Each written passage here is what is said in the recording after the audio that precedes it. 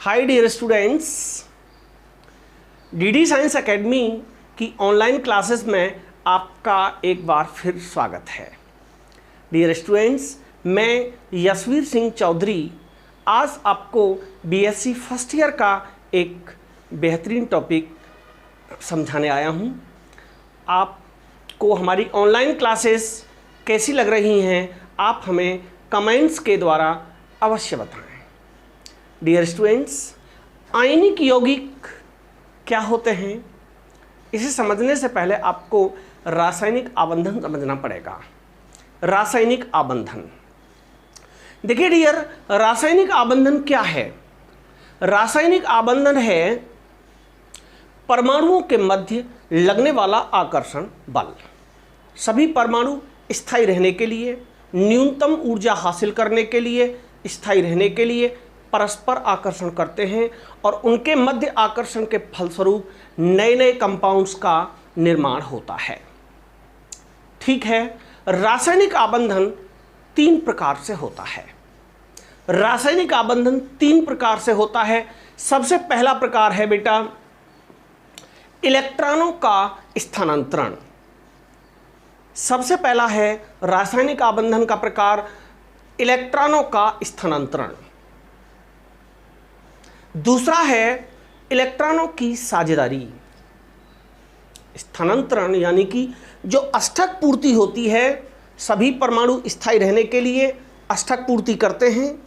अष्टक पूर्ति करने के लिए वो तीन प्रकार से आबंधन करते हैं: इलेक्ट्रॉनों के स्थानांतरण से, इलेक्ट्रॉनों की साझेदारी से, और नंबर तीन इलेक्ट्रॉनों के स्थानांतरण और साझेदारी दोनों से।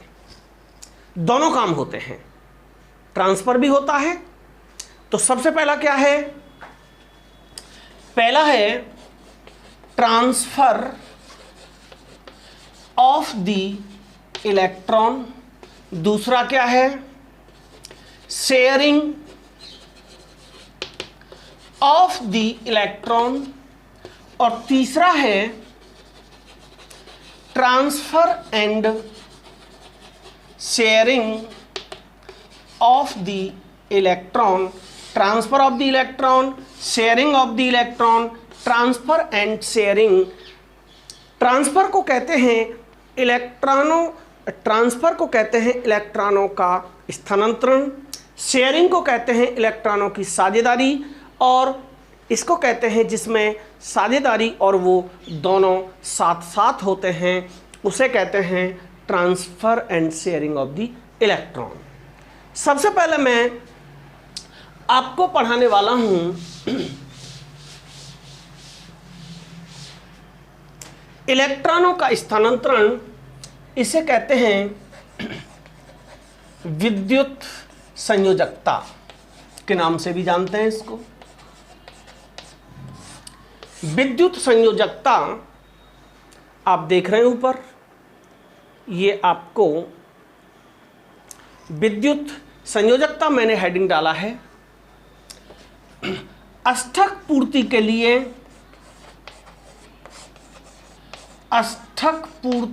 लिए जब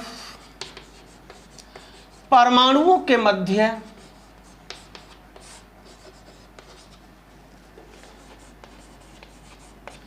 इलेक्ट्रॉनों का स्थानांतरण होता है।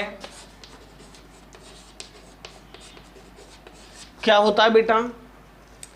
अष्टक पूर्ति के लिए जब परमाणुओं के मध्य इलेक्ट्रॉनों का स्थानांतरण होता है, तब बनने वाली संयोजकता को वैद्युत संयोजकता कहते हैं, और इलेक्ट्रॉनों के स्थानांतरण से बनने वाले यौगिकों को आयनिक यौगिक कहते हैं। स्थानांतरण होता है तो उसे विद्युत संयोजकता कहते हैं।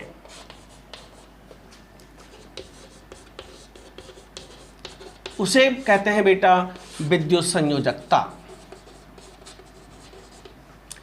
इस प्रकार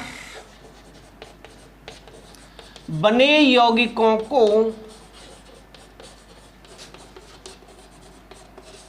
वैद्युत संयोजी यौगिक वैद्युत संयोजी यौगिक या आयनिक यौगिक कहते हैं।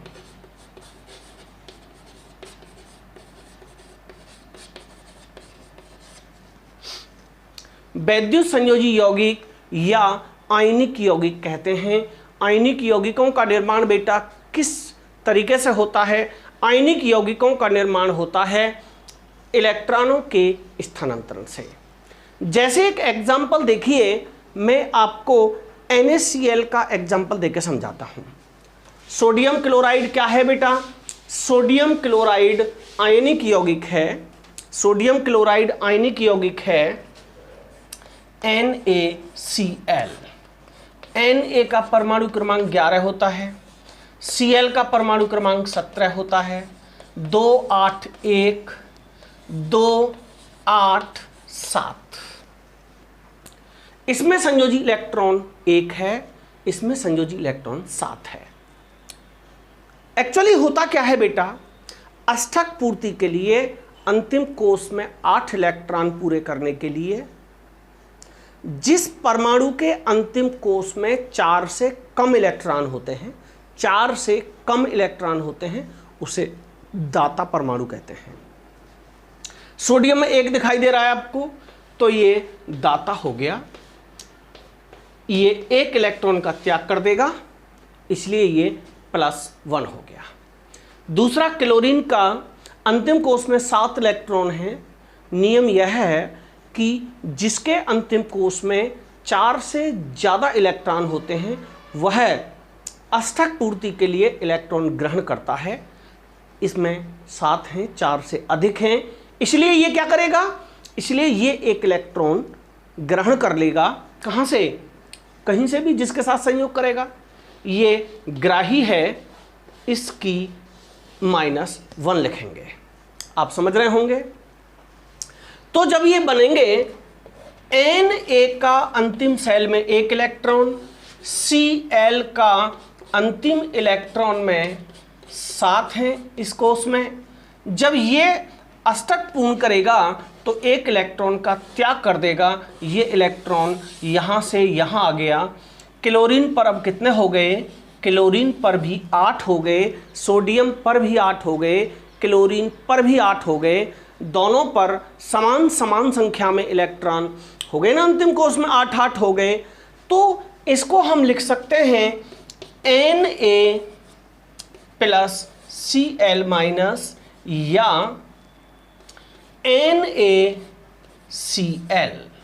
ये एरो ये बताता है कि 1 इलेक्ट्रॉन क्लोरीन को दे दिया गया है। बात आप समझ रहे होंगे।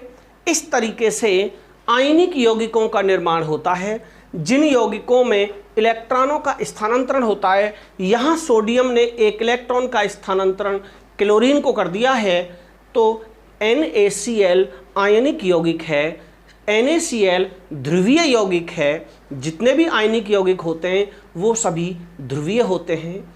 उनके मध्य प्रबल आकर्षण बल होता है, प्रबल आकर्षण बल होता है। और हेनरी ने कहा था ध्रुवीय जो होगा वो जल में आसानी से घुल जाएगा, क्योंकि जल भी ध्रुवीय होता है, समान समान को घोलता है। सेम डिजॉल्व सेम, ये बात कही थी किसने? ये बात कही थी हेनरी ने। ओके डियर स्टूडेंट्स, अब देखिए मैं अगला एग्जाम्पल लेता हूं। इसी का अगला एग्जाम्पल मैं लेता हूं MgCl2। इसका नाम आपको पता है, मैग्नीशियम क्लोराइड है। इसका नाम मैग्नीशियम क्लोराइड है। तो आप देखिए वहां तो हमने Na के साथ 1 Cl लगाया था, यहां Mg के साथ 2 Cl लगा रहे हैं। इसका क्या रीजन है बताइए? आप समझ गए होंगे, क्योंकि Mg का परमाणु क्रमांक 12 होता है, 2 8 2। Cl का परमाणु क्रमांक 17 होता है, 2 8 7। ये दाता हो गया +2, ये ग्राही हो गया -1। आपको पता है कि जब ये Mg इसको 2 देगा और क्लोरीन 1 लेगी, तो इसलिए Mg के साथ जुड़ने के लिए 2 क्लोरीन चाहिए। संयोजकताओं का क्रॉस मल्टीप्लाइकेशन हो जाता है। Mg की संयोजकता 2 है, क्लोरीन की संयोजकता 1 है, इसका मल्टीप्लाई इसमें हो जाएगा, इसका मल्टीप्लाई इसमें हो जाएगा, तो क्या बनेगा MgCl2 बनेगा, मैग्नीशियम क्लोराइड बनेगा। MgCl2 को कहते हैं मैग्नीशियम क्लोराइड, यह भी आयनिक यौगिक है। तो आप आयनिक यौगिक का मतलब समझ गए होंगे। सभी यौगिक जो इलेक्ट्रॉनों के स्थानांतरण से बनते हैं वे आयनिक यौगिक होते हैं। आयनिक यौगिकों में एक दाता परमाणु होता है जिसे धनात्मक कहते हैं, और एक ग्राही परमाणु होता है जो ऋणी होता है। तो बात आप मेरी समझ गए। सभी आयनिक यौगिकों में प्लस और माइनस होता है, ठीक है। इनकी ये जो कंपाउंड होते हैं प्रबल आकर्षण बल के द्वारा बने होते हैं। एक बार पूछा गया था कि आयनिक यौगिकों के क्वथनांक और गलनांक सहसंयोजी यौगिकों से अधिक होते हैं, क्यों? ये प्रश्न है बीएससी का।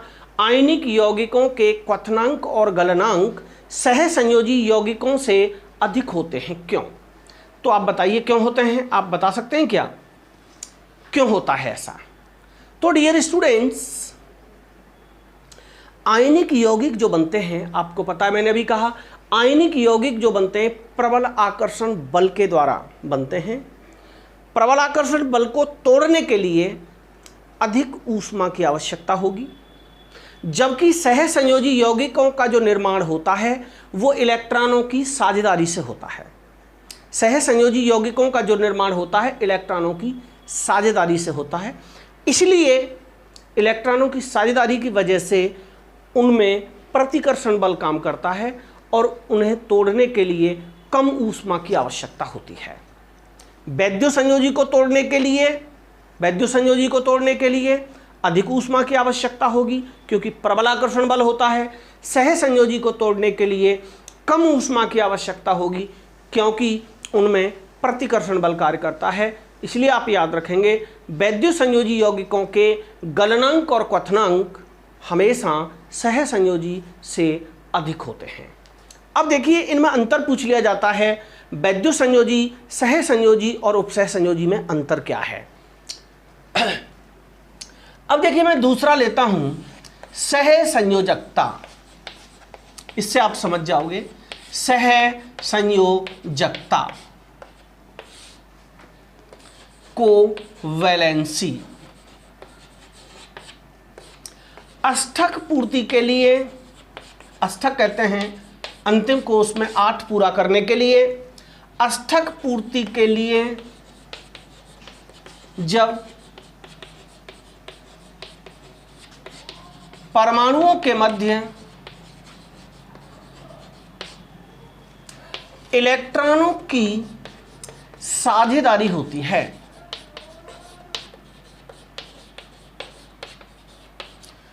तो उसे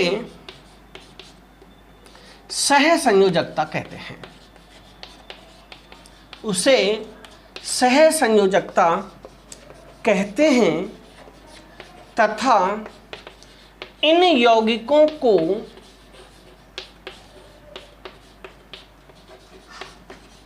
सहसंयोजी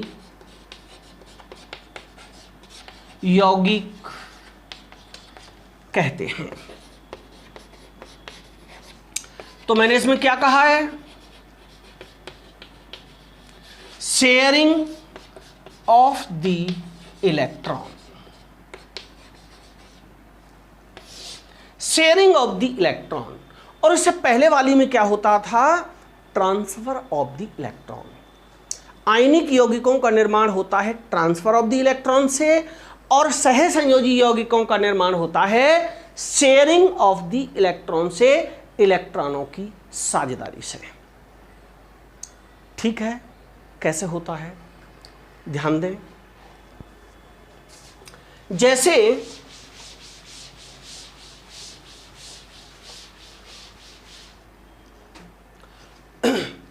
अब देखिए O2, O2 कैसे बनेगा? ऑक्सीजन प्लस ऑक्सीजन, इनके अंतिम कोष में 6 इलेक्ट्रॉन होते हैं, अंतिम कोष में 6 इलेक्ट्रॉन होते हैं ऑक्सीजन के, आपको पता है। ये जब अष्टक पूर्ण करेगा यहां से 2 इलेक्ट्रॉन ले लेगा, जब ये अष्टक पूर्ण करेगा तो यहां से 2 इलेक्ट्रॉन ले लेगा, O डबल बॉन्ड O। दोनों में इलेक्ट्रॉन की साझेदारी हुई है, आपस में शेयरिंग हुई है, तो ये बन गया O2, O double bond O। दूसरा एग्जांपल देखिए, Cl2 का बनना, Cl प्लस Cl,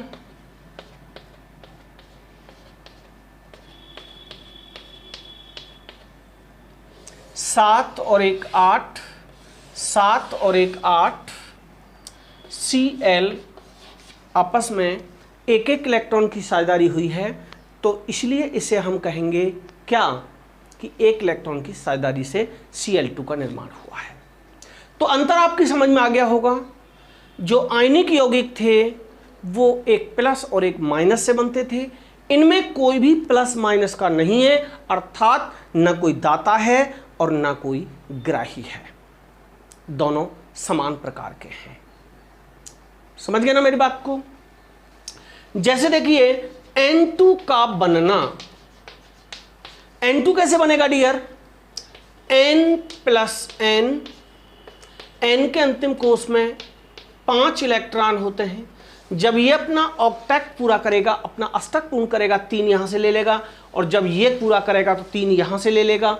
दोनों में 3-3 की साझेदारी हुई है, इसलिए ट्रिपल बॉन्ड लग गया।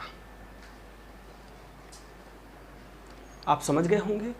ये एग्जाम्पल सारे के सारे शेयरिंग ऑफ द इलेक्ट्रॉन के हैं, इलेक्ट्रॉन की साझेदारी के हैं। ठीक है, पहला वाला जो आयनिक बना था ट्रांसफर ऑफ द इलेक्ट्रॉन से बना था, और ये किससे बना है? ये बना है शेयरिंग ऑफ द इलेक्ट्रॉन से। ओके, अब देखिए डियर, ऐसा नहीं है कि सहसंयोजी जो होते हैं, जो ये सहसंयोजी यौगिक होते हैं, ये केवल एक ही प्रकार के परमाणुओं से बने होते हैं, ऐसा भी नहीं है। सहसंयोजी यौगिक भी 2 प्रकार के होते हैं, ध्रुवीय सहसंयोजी यौगिक, अध्रुवीय सहसंयोजी यौगिक। ये जो अभी मैंने तीनों एग्जाम्पल आपको बताए थे, ये तीनों एग्जाम्पल थे अध्रुवीय सहसंयोजी यौगिक। जब समान प्रकार के परमाणुओं के मध्य इलेक्ट्रॉनों की साझेदारी होती है तो उसे कहते हैं अध्रुवीय सहसंयोजी बंध, अध्रुवीय सहसंयोजी बंध। और जब विपरीत आवेश वाले या जिनकी विद्युत ऋणता में थोड़ा बहुत फर्क होता है, जिनकी विद्युत ऋणता में फर्क होता है, वे आपस में सहसंयोजी बंध अगर बनाते हैं तो उसे कहते हैं ध्रुवीय सहसंयोजक बंध। देखिए HCl, H के अंतिम कोष में 1 इलेक्ट्रॉन होता है, Cl के अंतिम कोष में आपको पता है 7 होते हैं। जब ये अपना K कक्षक पूर्ण करेगा, आपको पता हाइड्रोजन में केवल 1 कक्षक बनता है जिसे K कहते हैं, और K में 2 इलेक्ट्रॉन आते हैं मैक्सिमम। ठीक है, और Cl जब पूरा करेगा अपना तो इससे 1 ले लेगा। तो यहां भी दोनों में सिंगल बॉन्ड बनेगा, क्योंकि ना तो कोई दाता है ना कोई ग्राही है, इसलिए ना तो प्लस लगाएंगे ना माइनस लगाएंगे। इलेक्ट्रॉनों की साझेदारी हुई है HCl में, HBr में, HI में। ये सभी क्या हैं? ये हैं बेटा ध्रुवीय सह संयोजी। और वो जो थे O2, Cl2, N2, ये थे बेटा अध्रुवीय सह संयोजी। ये थे अध्रुवीय सह संयोजी, मतलब समान प्रकार के परमाणुओं के मध्य इलेक्ट्रॉनों की साझेदारी होती है तो बनते हैं अध्रुवीय, और विपरीत प्रकार के में साझेदारी होती है तो बनते हैं ध्रुवीय। ठीक है, इसके बाद में मैं चलता हूं तीसरे होते हैं कौन से? तीसरे होते हैं बेटा उप सह संयोजी यौगिक।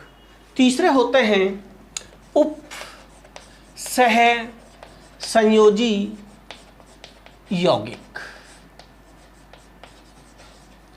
इनको कहते हैं कोऑर्डिनेट कंपाउंड्स। कोऑर्डिनेट कंपाउंड्स, इनका जो निर्माण होता है बेटा वो sharing and transfer of the electron के द्वारा होता है। इलेक्ट्रॉनों की साझेदारी और स्थानांतरण दोनों होते हैं किसमें? उपसह संयोजी यौगिकों में। दोनों काम एक साथ होते हैं। इलेक्ट्रॉन का स्थानांतरण भी होता है और साझेदारी भी होती है। कैसे? देखिए एक एग्जाम्पल मैं आपको बता रहा हूं। आप O3 का नाम जानते हैं जिसे ओजोन कहते हैं। ओजोन में 3 ऑक्सीजन परमाणु होते हैं। इनके आउटर मोस्ट सेल में 6 इलेक्ट्रॉन होते हैं। मैंने 6 लिख लिया। जब ये अपना ऑक्टेट पूरा करेगा 2 ले लेगा, ये पूरा करेगा तो यहाँ से 2 ले लेगा। इन दोनों में तो साझेदारी हुई है, आप देख रहे हैं। इन दोनों ऑक्सीजन में तो आपस में साझेदारी हुई है, तो मैंने इसलिए डबल बॉन्ड लगा दिया है। 2-2 की साझेदारी हुई है। अब ये अपना अष्टक पूर्ण करने के लिए क्या करेगा बताइए? तीसरे वाला ऑक्सीजन क्या करेगा? इससे तो किसी ने लिया नहीं है, ये तो बेचारा परेशान है। तो ये क्या करेगा? अपना अष्टक पूर्ण करने के लिए इससे ट्रांसफ़र करा लेगा। इसलिए ये वाला जो तीर का निशान होता है ये ट्रांसफ़र को शो करता है, और ये जो बॉन्ड होता है ये साझेदारी को शो करता है। तो यहाँ दोनों काम हो रहे हैं बेटा, साझेदारी भी हो रही है और स्थानांतरण भी हो रहा है। तो जिन यौगिकों में एरो भी लगा हो और सिंगल, डबल या ट्रिपल बॉन्ड भी लग रहे हों तो उसे कहते हैं उपसह संयोजी यौगिक। सहसंयोजी यौगिक में केवल बॉन्ड लगते हैं, तीर कभी नहीं लगता। और वैद्य संयोजी यौगिकों में केवल एरो लगता है। जैसे NaCl को दिया है तो क्या लग जाएगा? NaCl को दिया है तो इसकी तरफ एरो लग जाएगा। तो 3 रासायनिक जो आबंधन होता है परमाणुओं के मध्य वो 3 प्रकार से होता है। Number 1 transfer of the electron, इलेक्ट्रॉनों का स्थानांतरण होता है। तो इलेक्ट्रॉनों के जो स्थानांतरण से बनते हैं आप याद रखिए वो आयनिक यौगिक होते हैं। इलेक्ट्रॉनों की साझेदारी से जो बनते हैं वो सहसंयोजी यौगिक होते हैं। और जिनमें इलेक्ट्रॉनों का स्थानांतरण और साझेदारी दोनों एक साथ होते हैं उनको कहते हैं उपसह संयोजी यौगिक। ये ओजोन था, H2SO4 है। आप इनकी संरचना बना के देख लीजिए। ये सारे के सारे जो होते हैं मैक्सिमम बहुपरमाणु जो होते हैं वो उपसह संयोजी होते हैं। ठीक है डियर स्टूडेंट्स, ये हमारा आज का वीडियो आपको कैसा लगा आप हमें कमेंट्स में ज़रूर बताएं, और चैनल को सब्सक्राइब कर लें, फ्रेंड्स को शेयर करें, जिससे कि बातों बातों में ही आप आराम से केमिस्ट्री को समझ सकें।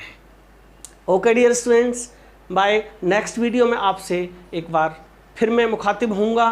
तब तक के लिए नमस्कार, गुड बाय, सत श्री अकाल।